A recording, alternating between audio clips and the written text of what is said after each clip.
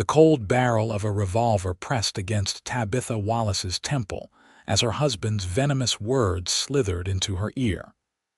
"You think anyone would believe you over me, the sheriff of Willow Creek?" Sheriff Jedediah Wallace's whiskey-soaked breath made her stomach turn as his other hand squeezed her wrist until she thought the bones might snap. It was the third time this week he'd threatened her life, but tonight something in his eyes seemed different, more dangerous, more determined. Tabitha had once been the belle of Colorado territory, her chestnut hair and quick wit catching the eye of many suitors in 1876.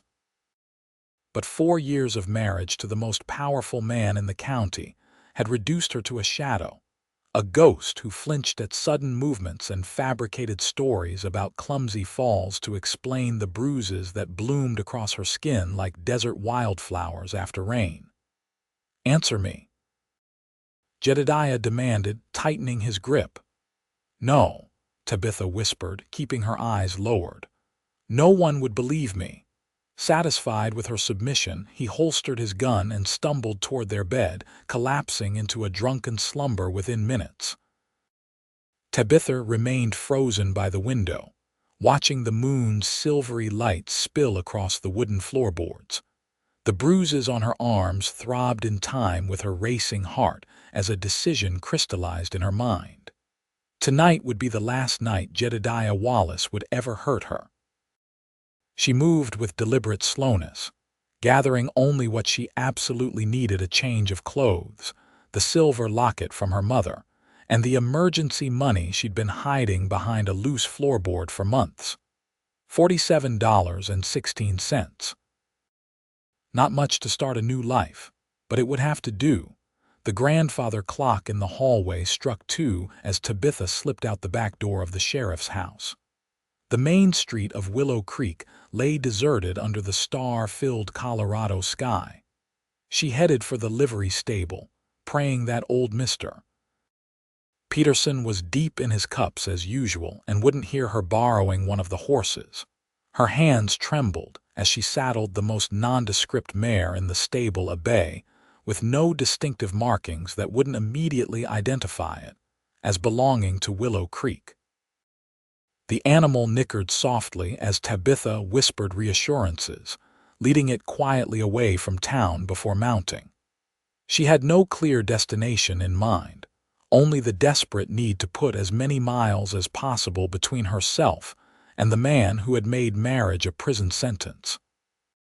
As the first golden streaks of dawn painted the eastern sky, Tabitha allowed herself a single backward glance.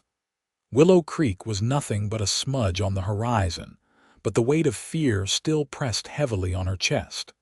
Jedediah would come after her, of that she had no doubt. A man like him couldn't tolerate the humiliation of a runaway wife. She dug her heels into the mare's flanks, urging it to a faster pace. The wind whipped tears from her eyes as she rode westward, toward the unknown. 3 days of hard riding brought her to a small settlement called Promise Creek. Exhaustion and hunger had dulled Tabitha's senses, making her careless. She didn't notice the deep rut in the path until the mare's front hoof caught it. The horse whinnied in pain and stumbled, throwing Tabitha forward. She hit the ground hard, the world going black around the edges. When consciousness returned, Tabitha found herself staring up at an unfamiliar wooden ceiling. Panic seized her as she tried to sit up, only to be gently pressed back down by a weathered hand. "Easy there, miss. That was quite a fall you took." The voice belonged to an elderly woman with kind eyes and silver hair pulled into a neat bun. "I'm Martha Simmons. My grandson brought you here after finding you and your injured horse on the trail. My horse is alive, but that front leg's in bad shape. Mitchell, that's my grandson. He's tending to her now. He's got away with animals." Relief flooded through Tabitha, followed quickly by renewed fear. "How long have I been here?" "Just a few hours. Sun's barely started to set." Tabitha's hand flew to her face, feeling for the bruises she knew were still visible despite her attempts to hide them with powder. Martha's expression softened, understanding darkening her eyes. "No one's looking for you here, child. At least not yet." Tabitha swallowed hard. "I need to keep moving." "Not with that horse you won't, and not with those ribs either. You've got at least one that's cracked by my reckoning." As if summoned by the mention of her injuries, pain radiated through Tabitha's side. She bit her lip to keep from crying out. "I run the boarding house here in Promise Creek," Martha continued. "We've got a room that needs cleaning and a kitchen that needs help. You work for me. You can stay until you're healed up and figure out your next move. No questions asked about where you came from or why." The offer was too good to refuse. Tabitha nodded, relief and exhaustion overwhelming her. "Thank you, I'm Tabitha. Just Tabitha." "Well, just Tabitha, rest now. Tomorrow's soon enough to start earning your keep."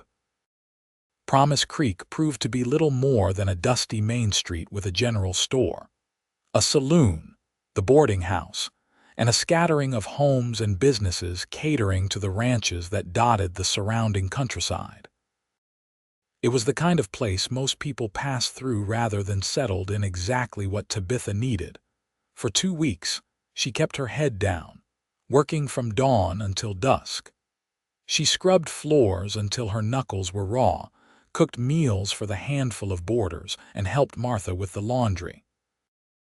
The physical labor was exhausting, but it kept her mind occupied during the day. At night, however, memories of Jedediah's rages haunted her dreams, leaving her gasping for breath in the darkness of her small attic room. On market day, Tabitha ventured out with Martha to buy supplies. She kept her bonnet pulled low, eyes scanning every unfamiliar face for signs of recognition or threat. The busy square was filled with ranchers and townspeople haggling over goods, the atmosphere festive despite the oppressive summer heat. "Martha!" A deep voice called from behind them, causing Tabitha to stiffen. "Mitchell, there you are," Martha replied warmly. "Come meet our new helper."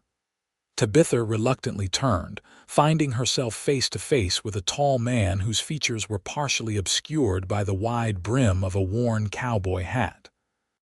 He removed it as he approached, revealing sandy brown hair and the most startling blue eyes she had ever seen.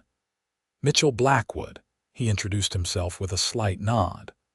"I believe we've met, though you weren't exactly conscious at the time." "Tabitha," she replied softly, avoiding his direct gaze. "Thank you for your help with my accident." He studied her for a moment too long, making her uncomfortable under his scrutiny. Could he see the fear that still clung to her like a second skin? Did the fading yellow-green bruises on her face tell the story she was desperate to hide? "How's the mare?" she asked, desperate to break the silence. "Recovering. She'll need another few weeks before she's fit to ride, but she'll make it." Martha interrupted, handing Mitchell a list. "Be useful and fetch these for me while I finish at the butcher's. And mind you check the flour for weevils this time.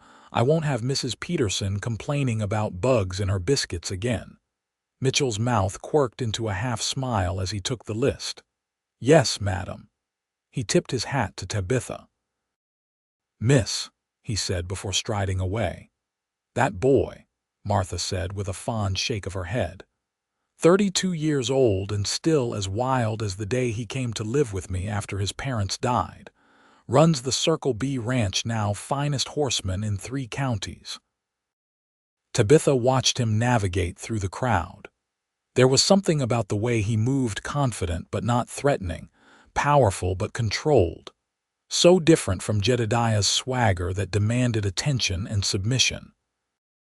Over the next few days, Mitchell became a regular presence at the boarding house, stopping by with fresh milk or eggs from his ranch, claiming Martha had requested them, though she always seemed surprised by his visits. Tabitha found herself both drawn to and wary of the tall rancher. He never pressed her for information about her past, but she often caught him watching her with a thoughtful expression that made her wonder what he saw. One evening, as Tabitha finished hanging laundry in the yard behind the boarding house, she heard the now familiar sound of Mitchell's horse approaching. Instead of heading to the front door as usual, he rode around back. "Evening, Miss Tabitha," he called, dismounting with fluid grace. "Grandmother sent me to fetch you. Your mare's taken a turn and she thought you'd want to know." Fear clutched at Tabitha's heart. Is she going to be all right? That's what I aim to find out. Hop on, we'll ride double. Tabitha hesitated. Going alone with a man, even one who had shown her nothing but courtesy, triggered warnings in her mind. Mitchell seemed to sense her reluctance. "Or I can saddle another horse for you if you'd prefer," he offered quietly. "No," she decided after a moment. "That would take too long." Mitchell held out his hand to help her mount. When their fingers touched, Tabitha couldn't help but notice how he held her hand firmly but without pressure, as if understanding that she might pull away at any moment. He swung up behind her, careful to maintain a respectful distance as he reached around for the reins. The ride to the Circle B took less than 30 minutes, the setting sun painting the landscape in brilliant golds and reds. Mitchell's ranch sprawled across a valley, the main house and outbuildings nestled against a backdrop of pine-covered hills. As they approached the barn, Tabitha could see several men working with horses in a nearby corral. Mitchell led her to a stall where her bay mare stood, head hanging low. "She was doing fine until this afternoon," he explained, running a gentle hand down the horse's neck. "Then she stopped eating and started favoring that leg again." Tabitha approached the animal, speaking softly. The mare's ears twitched at the sound of her voice, but she didn't lift her head. "What can we do? I've seen this before. Sometimes they heal too quick on the outside, but inside there's still damage. We need to draw out the infection." Mitchell moved around the stall, gathering supplies. "I'll need your help."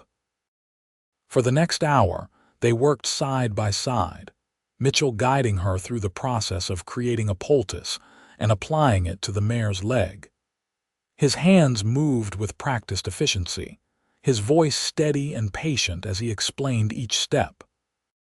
When the mare grew restless during the more painful parts of the treatment, Mitchell murmured to her in the same gentle tone he used with Tabitha. "There," he said finally, stepping back to observe their handiwork. "We'll need to change that in the morning, but it should help draw out whatever's causing the trouble." "Thank you," Tabitha said, realizing she was genuinely grateful not just for his help with the horse, but for the way he'd included her in the treatment rather than taking over completely as Jedediah would have done. "Hungry?" Mitchell asked, wiping his hands on a rag. "Mrs. Winters always cooks enough to feed an army." The mention of food reminded Tabitha that she hadn't eaten since midday. Still, she hesitated. "I should get back to your grandmother's. She'll be wondering where I am." "I sent one of the hands to let her know you're helping with the mare." "She won't expect you back tonight." Panic flared in Tabitha's chest. "Tonight?" Mitchell's expression softened. "The mare needs watching and you look dead on your feet. We've got plenty of room in the main house. Mrs. Winters can get a guest room ready for you." "I couldn't possibly." "You can and you will," he interrupted, his tone firm but kind. "That horse needs tending every few hours and you need rest between times. There's no sense in riding back and forth in the dark." Logic told Tabitha he was right, but fear made her heart race. Staying overnight at a man's ranch, even with a housekeeper present, would have been considered scandalous in her former life. More importantly, it made her feel vulnerable in a way she'd promised herself she'd never be again. Mitchell must have read some of her thoughts on her face. "Tabitha," he said quietly, "no one at the Circle B will harm you. You have my word on that." Something in his steady gaze made her believe him, at least enough to nod her agreement. "Just for tonight, for the mare's sake." The main house was surprisingly refined for a bachelor's residence, with comfortable furniture and landscape paintings adorning the walls. Mrs. Winters, a plump woman with a no-nonsense manner, served them a hearty meal of beef stew and fresh bread before showing Tabitha to a guest room that was larger than the entire attic she'd been occupying at the boarding house. "Bathrooms down the hall," the housekeeper explained. "I've left a nightgown and fresh clothes for tomorrow. They belong to Mr. Blackwood's sister when she visits, but she won't mind you borrowing them." "I didn't know he had a sister," Tabitha said, surprised. "Rebecca lives back east with her husband, comes out once a year or so." Mrs. Winters turned down the bed with practiced efficiency. "Anything else you need, just ask. Mr. Blackwood said to tell you he'll check on your mare at midnight, but he'll wake you for the 4 o'clock tending." Left alone, Tabitha explored the room, running her fingers over the polished wood of the dresser and the soft quilt on the bed. Everything spoke of care and quality without ostentation. She moved to the window, looking out at the ranch buildings bathed in moonlight. In the distance, she could see Mitchell walking toward the barn, his long stride purposeful. What kind of man was he? Tabitha had learned the hard way that men could present one face to the world and another in private. Jedediah had been charming and attentive during their courtship, only revealing his true nature after the wedding. Could Mitchell Blackwood be hiding similar darkness behind his quiet courtesy? Sleep came fitfully, and Tabitha jerked awake at every unfamiliar sound. When a soft knock came at her door shortly before 4, she was already dressed and waiting. "How is she?" Tabitha asked as they walked to the barn together, the pre-dawn air crisp against her face. "Better, I think. She ate a little hay around 2. The mare did indeed look improved, her eyes brighter as they approached. The poultice had done its work, drawing out a significant amount of pus from the wound. Together, they cleaned the leg and applied a fresh dressing, working in companionable silence broken only by Mitchell's occasional instructions. As the first light of dawn filtered through the barn windows, Mitchell spoke. "You're good with her, patient. Most people would have given up on a lame horse days ago. She saved my life," Tabitha replied simply. "I owe her my loyalty." Mitchell nodded as if this made perfect sense to him. "Coffee. Mrs. Winters will have breakfast ready soon." Over breakfast, Mitchell outlined the day's work ahead of him, breaking a new horse, checking fences on the North Range, meeting with a cattle buyer from Denver. Tabitha found herself relaxing as he spoke, drawn into the rhythm of ranch life that seemed so far removed from her previous existence. "You're welcome to stay another day if you'd like to keep an eye on your mare," Mitchell offered as they finished eating. "I can have one of the hands take a message to my grandmother." The invitation was tempting. Here at the Circle B, Tabitha felt a sense of peace that had eluded her since her escape. But staying meant becoming more entangled in Mitchell Blackwood's life, and entanglement meant vulnerability. "Thank you, but I should get back. Your grandmother depends on my help." If Mitchell was disappointed by her decision, he didn't show it. "I'll have the buckboard hitched up. No sense in riding double in daylight where folks might get the wrong idea." The consideration surprised her. Jedediah had never cared about her reputation, often deliberately putting her in compromising positions to justify his jealous rages later. As promised, a buckboard was waiting when they emerged from the house. Mitchell handed her up to the seat and then paused, looking up at her with those intense blue eyes.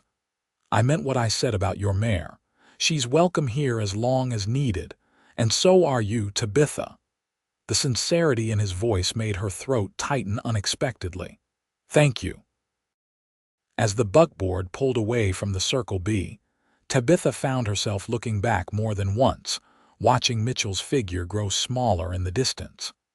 For the first time since fleeing Willow Creek, She felt something other than fear, a tiny, fragile spark of possibility. The following weeks established a routine. Tabitha continued working at the boarding house while making regular visits to the Circle B to check on her mare's progress. Mitchell often found reasons to be at the stable during these visits, offering advice on the horse's care that gradually evolved into conversations about other topics, books they had read, places they had seen, the changing seasons in the Colorado Territory. Never once did he ask about her past or the fading bruises that had marked her arrival in Promise Creek. Never once did he make a gesture that might be considered too familiar or threatening. Instead, he seemed content to let her set the pace of their growing friendship, retreating when she showed signs of discomfort, advancing only when invited by her smiles or questions. One afternoon in late August, Tabitha arrived at the ranch to find Mitchell working with a spirited black gelding in the corral. She watched from the fence as man and horse moved together in a complex dance of wills, Mitchell's body language confident but never domineering. When the horse finally accepted the saddle without protest, the smile that broke across Mitchell's face was one of genuine delight rather than triumph. "You enjoy this?" Tabitha observed as he approached the fence, wiping sweat from his brow. "Breaking horses?" "Yes, madam, I do." There's something honest about it. No deception, no hidden agendas, just finding common ground with another living being. Is that how you see it? Most men would talk about conquering or subduing. Mitchell leaned against the fence post, considering her words. Those men don't keep horses for long. Force might win temporary compliance, but it breeds fear and resentment. Eventually, that horse will find a way to throw you or run you into a low-hanging branch. His eyes met hers. Trust has to be earned, not demanded. The words hung between them, weighted with meaning that went beyond horsemanship. Tabitha looked away first, her heart beating a rapid tattoo against her ribs.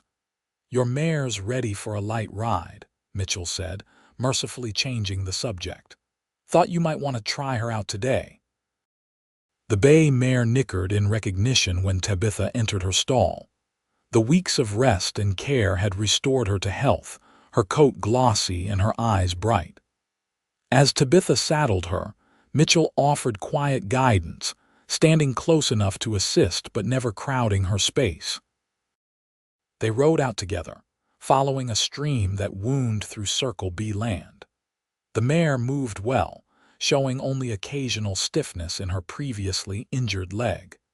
The day was perfect, clear blue skies overhead and wildflowers dotting the meadows they passed through. For the first time in years, Tabitha felt something like happiness bubble up inside her. "Tell me about your ranch," she said as they paused to let the horses drink from the stream. "How did you come to own it?" Mitchell removed his hat, running a hand through his son's streaked hair. "It belonged to my father originally. He came west after the war, the first one, I mean, built it from nothing. When he and my mother died of influenza in '88, I was just 20.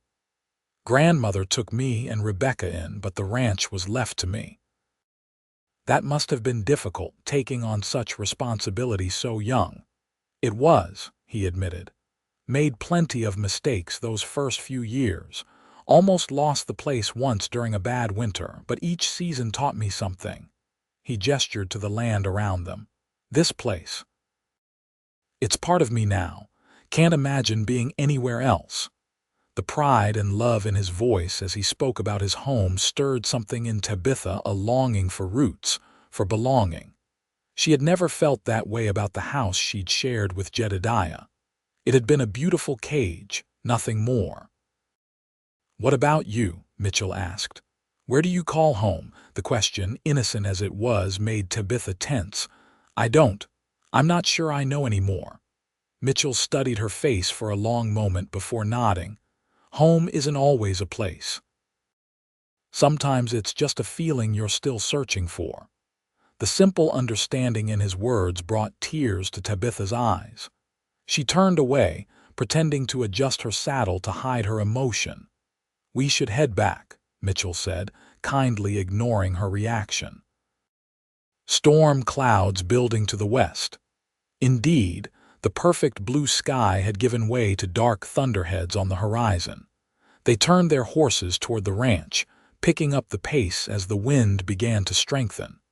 They were still a mile from the main house when the first heavy drops began to fall. "There's a line shack just over that rise," Mitchell called over the rising wind. "We can wait it out there."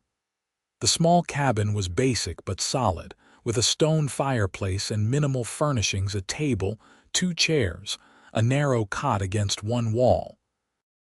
Mitchell quickly started a fire while Tabitha stood awkwardly in the center of the room, suddenly aware of their isolation. "Should only last an hour or so," Mitchell said, misinterpreting her discomfort as concern about the weather. "These summer storms blow through fast." As if to contradict him, thunder crashed overhead, making Tabitha jump. Mitchell glanced at her, then busied himself arranging wood on the fire, giving her space to compose herself. "I used to love storms," she said after a moment, moving to stand by the single window. "When I was a girl, my father would sit on the porch with me and count the seconds between lightning and thunder to know how far away it was." "My mother did the same," Mitchell replied, joining her at the window but maintaining a careful distance. "She said angels were bowling, and the thunder was the sound of pins falling." Tabitha smiled at the image. What did she say lightning was? The angels cheating by using magic to get strikes. Their laughter mingled as another lightning bolt split the sky, followed almost immediately by a deafening crack of thunder. The storm was directly overhead now, rain pounding against the cabin's roof like 1,000 tiny hammers. "1 Mississippi," Mitchell counted with a grin. "Your father would say that's about a quarter mile away." "Less," Tabitha corrected, feeling some of her tension ease. "My father always said sound travels about a mile in 5 seconds. Is that so? Man sounds like he knew his science." "He was a teacher before." Tabitha stopped abruptly, realizing she'd revealed more than intended. Mitchell's expression remained neutral, but his eyes were kind. "I've got some coffee in my saddlebag. Might help warm us up while we wait." He moved away, giving her space again, and Tabitha felt a rush of gratitude for his tact. As Mitchell busied himself making coffee with supplies from the cabin's small shelf of provisions, Tabitha found herself studying him. The firelight caught the angles of his face, highlighting cheekbones and the straight line of his nose. His hands, strong and capable, moved with practiced ease as he measured coffee grounds into a battered pot. These hands had never struck in anger, she realized. They knew how to be gentle with frightened horses and wounded women alike. The thought was both comforting and terrifying. "Here," he said, offering her a steaming cup. "It's not Martha's best, but it'll do." Their fingers brushed during the exchange, sending an unexpected jolt through Tabitha that had nothing to do with fear. She stepped back quickly, nearly spilling the hot liquid. "Careful," Mitchell cautioned, steadying her arm with the lightest of touches before immediately releasing her. "Burns are no joke out here, far from a doctor." "Thank you," she murmured, embarrassed by her reaction. To cover her confusion, she took a sip of the coffee, finding it stronger and better than expected. They sat in companionable silence as the storm raged around the small cabin, the fire crackling cheerfully in counterpoint to the thunder. Gradually, the time between lightning and thunder lengthened, signaling the storm's passing. "Should clear enough to ride soon," Mitchell observed, rising to check the horses they'd sheltered under a lean-to attached to the cabin. Left alone, Tabitha wrapped her hands around the warm cup, trying to make sense of her conflicting emotions. There was something growing between her and Mitchell Blackwood, something that frightened her even as it drew her in. She had sworn never to trust a man again, never to put herself in a position where her happiness, her very safety, depended on a husband's mood or temper. And yet, Mitchell returned, shaking water from his hat. "Horses are fine. Rain's letting up too." "That's good," Tabitha replied automatically, still lost in her thoughts. "Penny for them?" Mitchell asked, sitting across from her. "I was just thinking about decisions. How one choice can change everything. Like riding west instead of east when you left wherever it is you came from." The question was delivered casually, but Tabitha's head snapped up, eyes wide with alarm. Mitchell held up his hands in a placating gesture. "I'm not asking for details, Tabitha. Just acknowledging what we both know: you're running from something, or someone." Denial rose to her lips automatically, but something in Mitchell's steady gaze made her reconsider. "Yes," she admitted finally. "I am." Mitchell nodded, accepting her confirmation without pressing for more. "Whatever it is, you're safe here. I hope you know that by now." "Why?" The question burst from her before she could stop it. "Why have you been so kind to me? You don't even know me." "Don't I?" Mitchell leaned forward, his blue eyes serious. "I know you're brave enough to ride alone across territory where most men wouldn't travel without a gun and company. I know you're loyal enough to care for a lame horse when abandoning her would have been easier. I know you work hard without complaint and treat my grandmother with respect." He paused. "And I know someone hurt you badly enough that you flinch when I move too quickly and watch doorways like you're expecting trouble to walk through them at any moment." Tabitha couldn't speak, couldn't breathe. No one had seen her so clearly in years, perhaps ever. "You don't have to tell me anything you don't want to," Mitchell continued quietly. "But if you ever decide to, I'll listen. And I promise you this: whoever he is, he'll never harm you again while I draw breath." The simple vow, delivered without dramatics or demands for reciprocation, broke something inside Tabitha. Tears spilled down her cheeks as weeks of tension released in a flood of emotion. Mitchell remained where he was, allowing her the dignity of her grief without attempting to comfort her, physically understanding instinctively that unwanted touch, even meant kindly, would only add to her distress. When her tears finally subsided, he silently offered a clean handkerchief. "Rain stopped," he said, glancing toward the window. "We should head back before my grandmother sends out a search party." Grateful for his matter-of-fact manner that required no explanation or apology for her breakdown, Tabitha nodded and rose to her feet. As they prepared to leave, Mitchell paused at the door. "For what it's worth, Tabitha, I think you made the right decision riding west." The ride back to the ranch was quiet, both lost in their own thoughts. The storm had cleared the air, leaving everything fresh and clean, the setting sun painting the wet landscape in vivid hues. When they reached the main house, Mitchell helped her down from her horse, his hands strong but gentle at her waist. "Will you stay for supper?" he asked. "Mrs. Winters made apple pie." "I should get back," Tabitha replied, though with less conviction than usual. "Of course." He didn't argue, just nodded his acceptance of her decision. "I'll hitch up the buckboard." As she waited, Tabitha found herself reluctant to leave the Circle B. Something had shifted between them in that line shack, some truth acknowledged if not fully spoken. It terrified her, this potential for new pain, new vulnerability. But for the first time, she could see the possibility of joy on the other side of that fear. "Mr. Blackwood." A ranch hand came running up, interrupting her thoughts. "Rider coming in fast from town. Looks like Jimmy from the telegraph office." Mitchell frowned, turning to watch as a young boy on a lathered horse galloped into the yard. "Mr. Blackwood," the boy called, waving a yellow paper. "Urgent wire for you from Denver." Mitchell took the telegram, his expression growing grave as he read its contents. He glanced at Tabitha, then back at the message. "What is it?" she asked, concern overriding her usual reticence. "Sheriff from a town called Willow Creek was found dead 3 days ago," Mitchell replied slowly, watching her face. "Killed in a saloon fight in Denver. Wires asking if I've seen his missing wife. Apparently she disappeared the night before he left town to track her down." Tabitha felt the blood drain from her face. Jedediah was dead. The news should have brought relief, but instead her mind raced with confusion.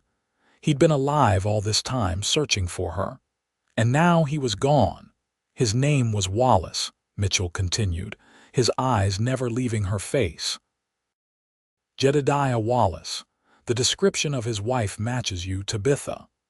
She took an involuntary step backward, suddenly afraid despite everything that had passed between them. "I can explain." "You don't need to," Mitchell interrupted gently. "Not to me." "But the telegram asked if I'd seen Tabitha Wallace. I haven't. I know a Tabitha who works for my grandmother, but I've never met anyone by that name." Understanding dawned slowly. "You would lie for me." "It's not a lie if that's not who you are anymore." Mitchell folded the telegram and tucked it into his pocket. "The question is, who do you want to be now?" The question hung in the air between them, weighted with possibilities. Tabitha closed her eyes, trying to process the enormity of what had happened. Jedediah was dead. She was free, truly free for the first time in years. No more looking over her shoulder, no more fear of heavy hands in the night. The relief was so intense it made her dizzy. "I don't know," she admitted finally, opening her eyes to find Mitchell still watching her with that steady gaze. "I've been running for so long, I'm not sure I remember how to stay in one place."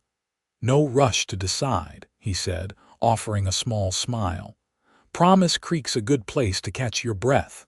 Tabitha nodded, feeling tears threaten again. "I should still get back to your grandmother's."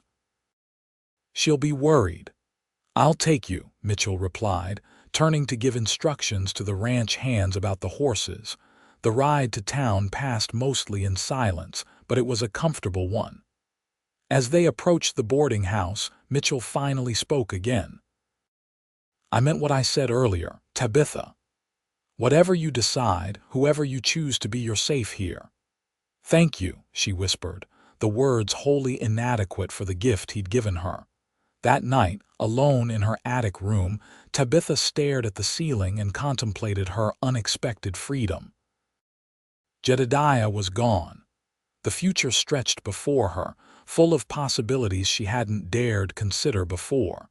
She could go anywhere, be anyone. The thought was exhilarating and terrifying in equal measure.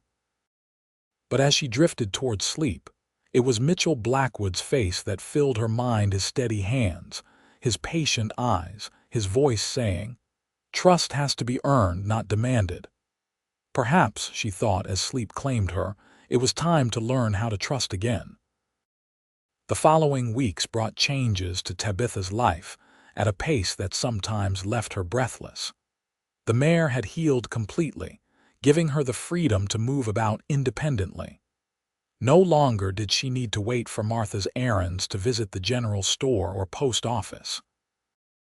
No longer did she need Mitchell's escort to visit the Circle B, which she found herself doing with increasing frequency. September brought the Harvest Festival to Promise Creek, transforming the sleepy town into a bustling center of activity. Farmers and ranchers from miles around converged on the main street, bringing their best produce and livestock to display and sell. Music and laughter filled the air as children ran between stalls laden with candied apples and ribbon-bedecked toys. Tabitha helped Martha prepare pies for the festival's baking competition, finding unexpected joy in the simple domestic task. As they worked side by side in the boarding house kitchen, Martha spoke of past festivals and the changes she'd seen in Promise Creek over her decades living there. "Town's growing," the older woman observed as she crimped a perfect crust edge. More families settling, fewer drifters passing through. It's good to see roots taking hold in this soil. Tabitha nodded, focusing on her own less perfect pie. It feels different from other places I've been. More permanent somehow. Martha cast her a shrewd glance. Been thinking about permanence, have you? Heat rose in Tabitha's cheeks. Perhaps. A little. MMM. Martha's knowing smile said more than words could. Mitchell came by yesterday while you were at the stables. Asked if I thought you might agree to accompany him to the harvest dance tomorrow night. Tabitha nearly dropped her rolling pin. He what? You heard me. Martha chuckled at her reaction. I told him he'd best ask you himself, so don't act surprised when he does. True to Martha's prediction, Mitchell appeared at the boarding house that afternoon, hat in hand and uncharacteristically hesitant in his manner. Miss Tabitha, he began formally, standing in the parlor where Martha had deliberately left them alone. I was wondering if you might do me the honor of attending the harvest dance with me tomorrow evening. Despite Martha's warning, Tabitha found herself flustered by the invitation. A public appearance together at a social event was a statement to the town, one that would invite speculation and gossip. I am not much of a dancer, she demurred. Neither am I, Mitchell admitted with a self-deprecating smile. My sister claims I have 2 left feet. But I thought it might be enjoyable all the same. Tabitha hesitated, torn between caution and the increasing desire to move forward with her life. People will talk. Let them, Mitchell replied with a shrug. Unless you'd rather not be seen with me that way. The uncertainty in his voice decided her. This man who had shown her nothing but respect and kindness deserved better than her fear-driven hesitation. I would be honored to attend the dance with you, Mr. Blackwood, she said formally, then added with a small smile, but I make no promises about the safety of your toes. The harvest dance, held in the newly constructed town hall, was Promise Creek's premier social event of the year. Lanterns hung from the rafters, casting a warm glow over the polished wooden floor where couples circled to the music of a 4-piece band. Tables lined the walls, laden with food contributed by townswomen eager to showcase their culinary skills. Tabitha wore her best dress, a deep blue cotton with white lace at the collar and cuffs. It was simple compared to many of the gowns on display, but when Mitchell arrived to escort her, the appreciation in his eyes made her feel like the belle of the ball. You look beautiful, he said simply, offering his arm. The evening passed in a blur of music and laughter. Mitchell proved to be a better dancer than he'd claimed, guiding her confidently through waltzes and reels. During a break in the dancing, he fetched them cups of punch and led her to a relatively quiet corner. Having a good time? He asked, his eyes crinkling at the corners as he smiled. Better than I expected, Tabitha admitted. It's been a long time since I've danced. Too long, I'd say. Mitchell's gaze shifted over her shoulder, his expression darkening slightly. Mrs. Cooper is heading this way, and she looks determined. Brace yourself, she's Promise Creek's self-appointed matchmaker and gossip collector. Before Tabitha could respond, a plump woman in a pink dress that strained at its seams bustled up to them, her face alight with curiosity. Mitchell Blackwood, you've been hiding this lovely young woman from society for far too long, she declared, giving Tabitha an appraising look. And you must be the mysterious helper Martha Simmons has been keeping sequestered at the boarding house. I'm Eugenia Cooper, dear. My husband owns the mercantile. Tabitha, she replied, deliberately omitting any last name. It's a pleasure to meet you, Mrs. Cooper. Such charming manners. And from where do you hail originally, my dear? Your accent suggests somewhere east of the Mississippi. The direct question caught Tabitha off guard. Before she could formulate a suitably vague response, Mitchell smoothly interjected. "Mrs. Cooper, I believe your husband is signaling for you." Something about Mrs. Peterson and the punch bowl. The woman's head whipped around, distracted by the potential drama. "Oh, excuse me, dears. We'll continue our chat later." As she hurried away, Tabitha released a breath she hadn't realized she was holding. "Thank you." Mitchell's expression was sympathetic. "She means well, but subtlety isn't in her vocabulary. Would you like to step outside for some air? It's getting rather warm in here." The night air was crisp with the promise of autumn, stars scattered like diamonds across the black velvet sky. Tabitha drew her shawl closer around her shoulders as they walked along the town hall's wide porch. "I'm sorry if that was uncomfortable for you," Mitchell said after a moment. "Small towns run on gossip, I'm afraid." "It's all right," Tabitha assured him. "I knew what to expect. It's just difficult to know how to answer certain questions." Mitchell nodded, understanding without needing further explanation. "You don't owe anyone your history, Tabitha. Not Mrs. Cooper, not the town, not even me." They stopped at the edge of the porch, the sounds of music and laughter muffled behind them. In the silvery moonlight, Mitchell's face was cast in sharp relief, his eyes shadowed but intent as he looked down at her. "But I want to tell you," Tabitha said suddenly, surprising herself with the realization that it was true. "Not here, not tonight, but someday soon. You deserve to know who I am, who I was." Mitchell's hand came up slowly, telegraph his movement as he always did when reaching for her, giving her time to retreat if she wished. When she didn't move away, his fingers gently tucked a stray strand of hair behind her ear. "I already know who you are," he said softly. "Everything else is just details." The tenderness in his voice undid her. Tabitha leaned into his touch, her eyes closing briefly as his palm cupped her cheek. When she looked up again, Mitchell was watching her with an expression that made her heart race. "May I kiss you, Tabitha?" he asked, his voice barely above a whisper, the question so respectful, so unlike anything she had experienced in her marriage brought tears to her eyes. She nodded, unable to speak past the emotion closing her throat. Mitchell's lips touched hers with exquisite gentleness, a kiss that asked for nothing and gave everything. His hands remained where they were, one at her cheek, the other at his side, making no move to hold her or press her closer. The restraint, the care he took not to make her feel trapped or pressured, moved Tabitha deeply.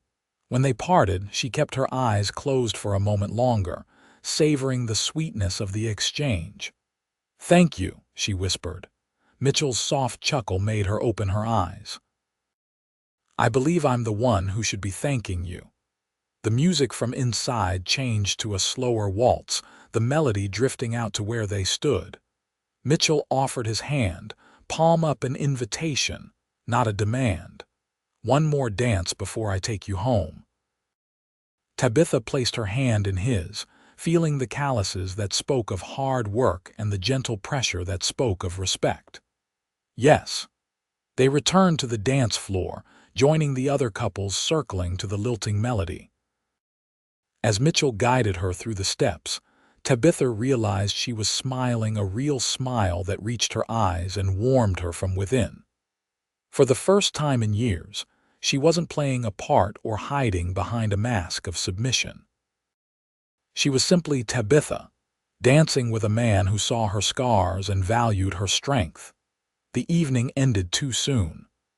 Mitchell escorted her back to the boarding house, maintaining a respectable distance as they walked through town despite the intimacy they had shared on the porch. At the front door, he removed his hat and bowed slightly. "Thank you for a wonderful evening, Miss Tabitha." "Thank you for asking me," she replied, matching his formal tone though her eyes held the memory of their kiss. "Would you consider riding with me tomorrow? There's a place on the ranch I'd like to show you. I'd like that." His smile warmed her as he backed away. "Until tomorrow, then. Sweet dreams." Tabitha watched him go, her fingers touching her lips where his kiss still lingered. Sweet dreams indeed. The following morning dawned clear and cool, a perfect October day. Tabitha dressed with care in her riding skirt and a cream-colored blouse, her hair braided and pinned up under a practical hat. Martha watched her preparations with poorly concealed amusement. "Don't wait supper for me," Tabitha told the older woman as she prepared to leave. "I'm not sure how long we'll be." "Take all the time you need," Martha replied with a knowing smile. "Some conversations shouldn't be rushed." Mitchell arrived precisely at the agreed time, mounted on his favorite stallion and leading Tabitha's mare. The bay nickered a greeting, clearly happy to see her. As Tabitha approached, she noticed Mitchell had packed saddlebags that suggested a longer excursion than a simple ride around the ranch. "I thought we might make a day of it," he explained, catching her glance. "Packed a picnic lunch if that suits you." "It does," she assured him, accepting his help to mount. They rode at an easy pace, heading west from town toward the foothills that marked the boundary of Circle B land. Mitchell pointed out landmarks along the way, a lightning-struck tree where eagles nested each spring. A natural spring that never ran dry even in the worst droughts, the remains of an old Indian camp that predated white settlement in the valley. As they climbed higher into the hills, the trail narrowed, forcing them to ride single file. Mitchell led the way, occasionally glancing back to ensure Tabitha was managing the steeper terrain. After about an hour, the path opened suddenly onto a small plateau overlooking the entire valley. "Oh!" Tabitha exclaimed, reining her horse to a stop beside Mitchell's. "It's beautiful." Below them, Promise Creek and the surrounding ranches were laid out like a painting. The town's buildings looked like toys from this height, the church steeple a white finger pointing skyward. Beyond, the patchwork of fields and pastures stretched to the horizon, divided by the silver ribbon of the creek that gave the town its name.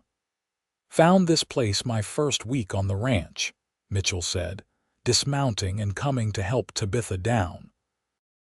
"Been coming here ever since when I need to think or make big decisions."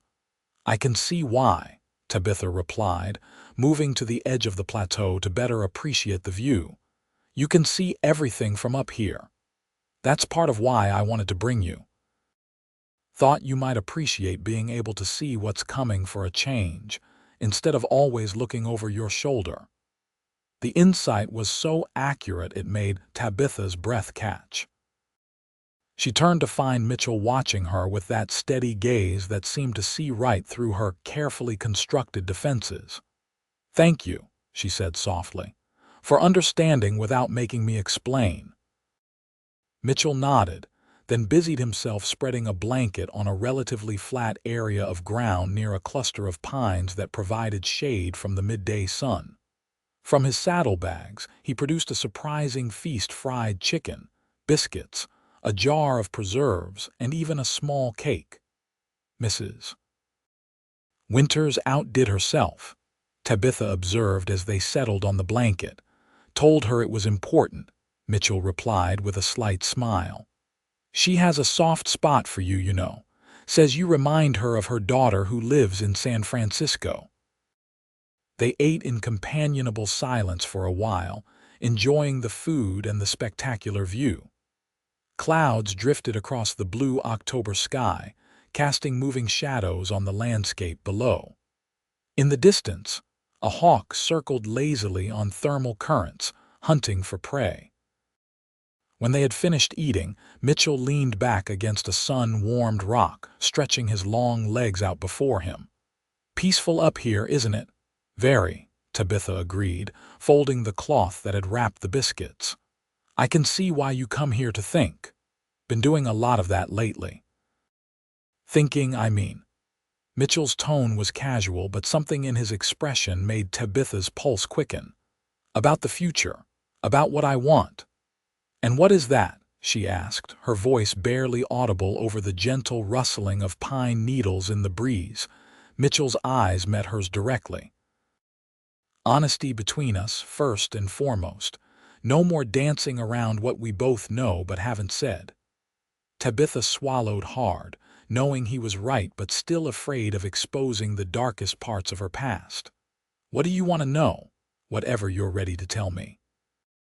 Mitchell sat up straighter, his expression serious but kind. I'm not here to judge you, Tabitha. I just want to understand. Taking a deep breath, Tabitha began to speak. She told him about growing up in a small town in Missouri, the daughter of a schoolteacher and a seamstress. She described meeting Jedediah Wallace when he came through town as a deputy marshal, handsome in his uniform and full of stories about bringing justice to lawless territories. How flattered she'd been when he'd courted her, how her parents had approved of the match despite the 12-year age difference. We were married 2 months after we met, she continued, her voice growing quieter. He was appointed sheriff of Willow Creek just before the wedding, so that's where we settled. The first few months were good, or I thought they were. Looking back, I can see the signs. I missed his jealousy when I spoke to other men, his insistence on knowing where I was every moment, his slow isolation of me from the few friends I'd made in town. Mitchell listened without interruption, his face grave but not judgmental as Tabitha described how the emotional control had gradually escalated to physical abuse. How the first time Jedediah had struck her, he'd wept afterward and sworn it would never happen again. How the promises became fewer and the beatings more frequent as the years passed. The night I left, he put his gun to my head, she whispered, tears sliding down her cheeks at the memory. Said if I ever tried to leave him, he'd hunt me down and kill me. Said no one would question a sheriff's right to discipline his wife. And I believed him, because he was right. In Willow Creek, Jedediah Wallace was the law. Mitchell's hands had clenched into fists during her recitation, but his voice remained gentle when he finally spoke. You were incredibly brave to leave. Most women in your situation wouldn't have found the courage. Or they would have had somewhere to go, Tabitha added, wiping her tears.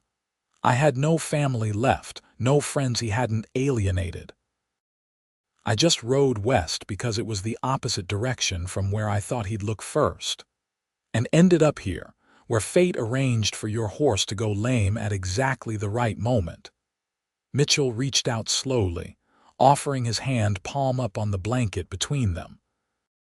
I'm not usually one for believing in divine intervention, but I'm making an exception in this case. Tabitha placed her hand in his, drawing comfort from his warmth and strength. I was so afraid all the time. Even after I heard he was dead, I couldn't quite believe it. Part of me is still waiting for him to appear and drag me back to that life. He's gone, Tabitha. Really gone. I made inquiries to be certain. Mitchell's thumb traced gentle circles on the back of her hand. You're free to build whatever life you want now. I'm not sure I know how, she admitted. 4 years with Jedediah changed me. I used to be confident, outspoken. Now I flinch at shadows and apologize for existing. You're stronger than you give yourself credit for, Mitchell countered. I've watched you these past months. Every day you reclaim a little more of yourself. Every day you trust a little more, fear a little less. His blue eyes held hers. I'd like to be part of that journey if you'll let me. The simple declaration hung in the air between them, weightier than any flowery profession of love could have been. Tabitha felt tears threatening again, but these were different tears of relief, of possibility. I'm afraid, she whispered. Of what exactly? Of trusting again. Of being wrong again. Of disappointing you when you realize how broken I still am. Mitchell's expression softened. Tabitha, we're all broken in some way. That's what living does to people. The question isn't whether we're damaged, it's whether we're still trying to grow despite the scars. He squeezed her hand gently. "I'm not asking for promises or commitments. I'm just asking for a chance to show you that not all men are like Jedediah Wallace, that there can be love without fear, strength without cruelty. Love." The word echoed in Tabitha's mind, simultaneously terrifying and exhilarating. Was that what this feeling was, this mix of comfort and excitement she felt in Mitchell's presence? "I'd like that chance too," she said finally, her voice steadier than she expected. "But slowly, please." "As slow as you need," Mitchell promised, raising her hand to his lips for a gentle kiss. "We have all the time in the world." The sun was beginning its westward descent as they packed up their picnic and mounted their horses for the return journey. As they rode single file down the narrow trail, Tabitha found herself studying Mitchell's straight back and broad shoulders ahead of her. He carried himself with quiet confidence, but there was nothing of Jedediah's swagger or domineering presence about him. This man had shown her nothing but respect and kindness since the day they met. He had given her space when she needed it and support when she faltered. Most importantly, he had seen her fear and understood its origins without judgment or impatience. Could she trust this feeling growing between them? Could she risk her heart again, knowing how devastating the consequences of being wrong could be? As they reached the valley floor and could ride side by side again, Mitchell glanced at her with a smile that warmed her from within. And in that moment, Tabitha knew her decision had already been made. Some risks were worth taking, and Mitchell Blackwood might just be the most worthwhile risk of all. The weeks that followed marked a gradual but definite shift in their relationship. Mitchell began calling at the boarding house regularly, taking Tabitha for rides or walks, sometimes bringing small gifts, a book he thought she might enjoy, wildflowers he'd picked along the way, once a kitten from a litter born in his barn that had taken a particular liking to her during a visit. He never pushed for more than she was ready to give, seeming content with slow progress as long as it was forward movement. Their conversations deepened, ranging from childhood memories to philosophical discussions about books they'd both read to dreams for the future. November brought early snow to Promise Creek, transforming the landscape into a wonderland of white that sparkled in the winter sunlight. Tabitha, who had feared being trapped inside would trigger memories of her confinement in Willow Creek, instead found herself enjoying the coziness of the boarding house as Martha taught her to knit, and they spent evenings by the fire listening to one of the boarders read aloud from Dickens.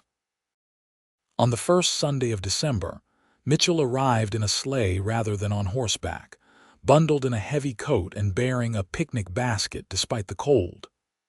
"I thought we might try something different today," he explained as Tabitha came out to greet him, wrapped in her warmest shawl. "If you're not too cold for an adventure." "Never," she replied with a smile, accepting his hand to climb into the sleigh. Martha appeared in the doorway, holding out a heavy woolen cloak. "Take this, child. That shawl won't keep a sparrow warm in this weather." "Thank you," Tabitha said, touched by the older woman's concern. "We won't be gone long." "Take all the time you need," Martha replied with a knowing smile. "Some conversations are worth a little chill." The cryptic comment made Tabitha glance curiously at Mitchell as he tucked warm blankets around her legs. His expression gave nothing away as he climbed in beside her and took up the reins. The sleigh glided smoothly over the packed snow, bells jingling cheerfully with each movement of the horse. Mitchell guided them away from town, following the creek that was now partially frozen, its waters gurgling beneath a thin shelf of ice. "Where are we going?" Tabitha asked after they had traveled for nearly half an hour. "Patient, aren't you?" Mitchell teased, but his smile seemed slightly nervous. "Just a little farther. There's something I want to show you." They rounded a bend in the creek, and Tabitha gasped in surprise. Ahead of them stood a small cabin, smoke curling invitingly from its chimney. Unlike the rough-lined shack where they had sheltered from the storm, this structure was clearly built with care. The logs fitted precisely. The windows, framed with decorative shutters, painted a cheery red, a wide porch wrapping around two sides. "What is this place?" Tabitha asked as Mitchell brought the sleigh to a halt in front of the cabin. "It's mine, or it will be once it's finished." Mitchell helped her down, looking uncharacteristically uncertain. "I've been working on it since September. Thought I might need a place of my own someday, separate from the main house." He led her up the steps and opened the door, revealing an interior that was simple but charming. A stone fireplace dominated one wall, a fire already burning brightly in the grate. A table and chairs stood near windows that would catch the morning sun. A rocking chair was positioned by the hearth, and shelves lined one wall, waiting for books and mementos. "It's lovely," Tabitha said, turning to take it all in. "But why keep it a secret?" Mitchell removed his hat, running a hand through his hair in a gesture she'd come to recognize as a sign of nervousness. "Because I was building it with someone specific in mind, and I wasn't sure how she'd feel about that." Understanding dawned slowly as Tabitha looked again at the details of the cabin, the height of the shelves that would be perfect for her reach, the window seat wide enough for reading that faced the creek, the kitchen area designed with efficient movement in mind. "You built this for me," she whispered, scarcely believing it. "For us," Mitchell corrected gently. "If you want it to be. If not, it's just a nice cabin I can use when I need some quiet time away from the ranch house." Tabitha moved to the window, needing a moment to process his words. Outside, the winter landscape stretched pristine and untouched, the creek a dark ribbon winding through banks of snow. The scene was peaceful, beautiful in its simplicity. "It's not the main house," Mitchell continued when she remained silent. I thought you might prefer something smaller to start with. Something that would be ours alone, without all the history and bustle of the ranch house, but close enough that we wouldn't be isolated." His consideration, his understanding of what might make her comfortable versus what might trigger old fears, moved Tabitha deeply. She turned back to face him, finding him watching her with that patient expression that had become so dear to her. "Are you asking me to marry you, Mitchell Blackwood?" she asked quietly. He crossed to where she stood, taking her hands in his. "I'm asking if you'd consider it. Not today, not tomorrow, but when you're ready, if you're ever ready." His blue eyes held her steadily. "I love you, Tabitha. I think I have since the day you woke up in my grandmother's house and tried to pretend you weren't terrified. You're the bravest, strongest woman I've ever known, and I'd be honored to build a life with you." The declaration, so simple and heartfelt, brought tears to Tabitha's eyes. "What if I'm never fully healed? What if I always carry these scars?" "Then we'll work around them," Mitchell replied without hesitation. "I don't expect perfection, Tabitha. I just want you exactly as you are, with all your strength and all your fears. And if I have nightmares, if there are days when I can't bear to be touched, even by you, then I'll be there on the other side of the bed, or in another room if that's what you need. And I'll be there when the nightmare passes, when the fear recedes."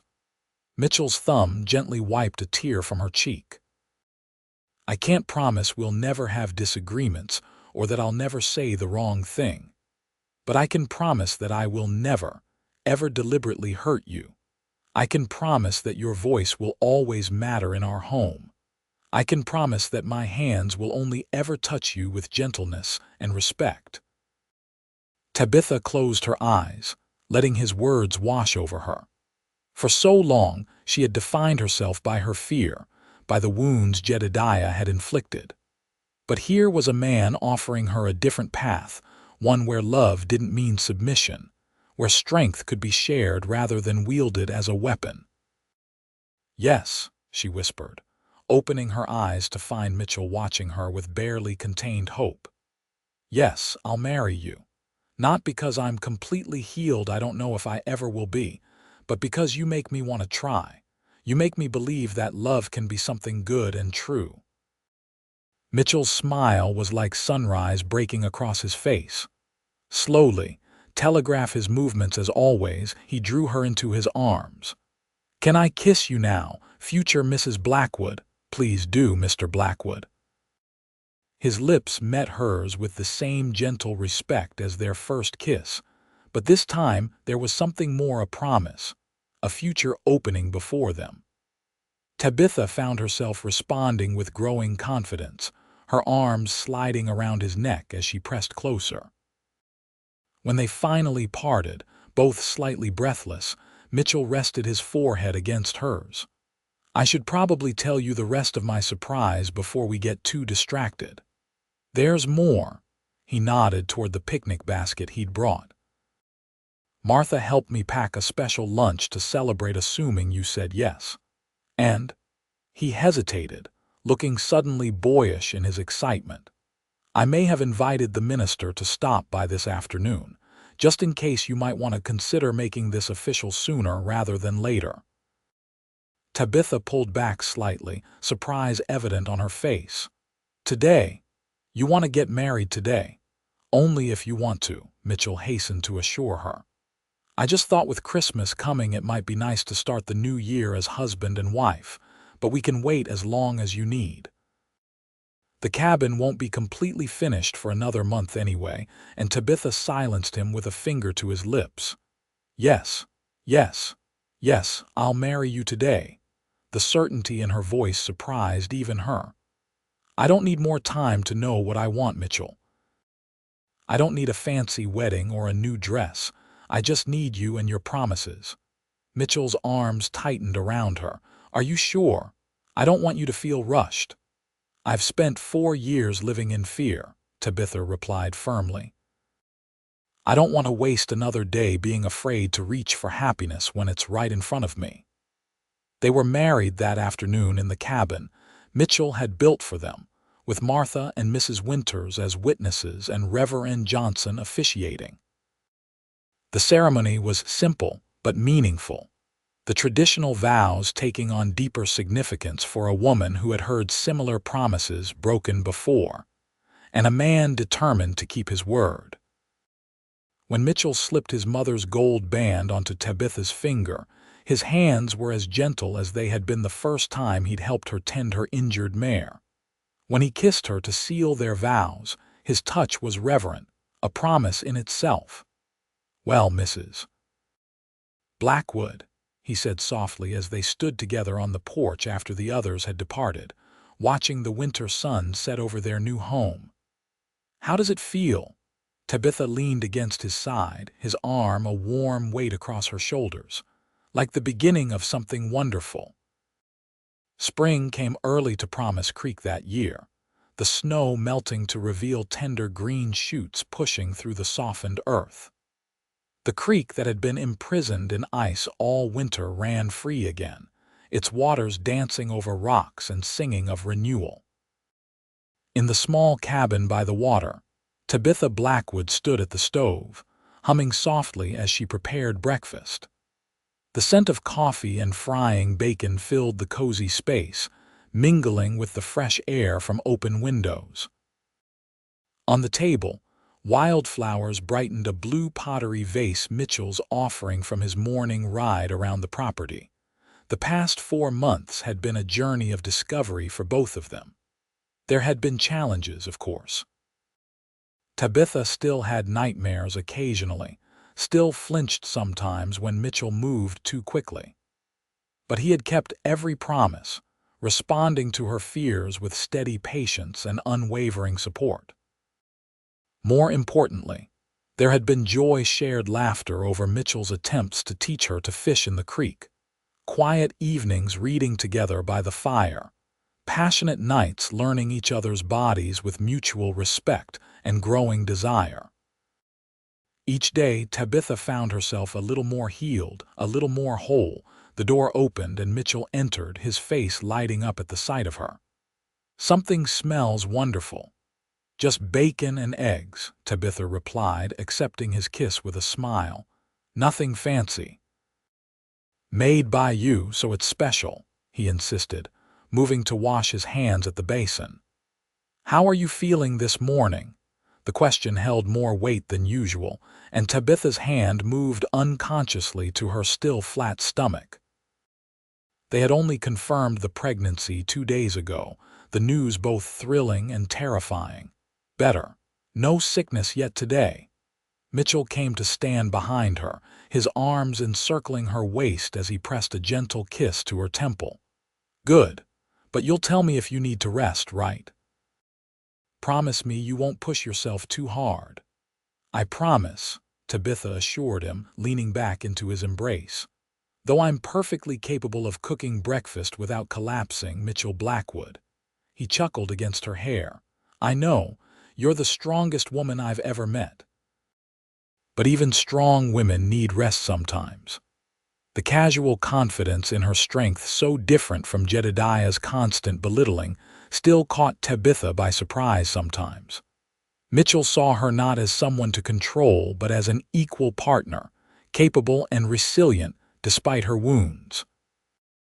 As they sat down to breakfast, sunlight streaming through the windows and birdsong providing accompaniment to their conversation, Tabitha found herself marveling at the journey that had brought her here. From a terrified woman fleeing for her life to a wife and expectant mother, building a future with a man who treated her with unfailing gentleness and respect. She had lived in fear of heavy hands for so long that she had forgotten the possibility of gentle ones. But Mitchell had reminded her patiently and persistently that love should lift rather than diminish, heal rather than harm. "What are you thinking about?" Mitchell asked, noticing her contemplative expression. "Second thoughts about the baby." Tabitha shook her head, reaching across the table to take his hand. "Just thinking about how fortunate I am, how different my life is now compared to a year ago." She squeezed his fingers. "Thank you for showing me what love is supposed to be." Mitchell's eyes, as blue and clear as the spring sky outside, held hers with tender understanding.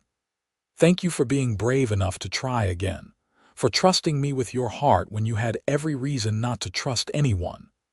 "Best decision I ever made," Tabitha replied softly.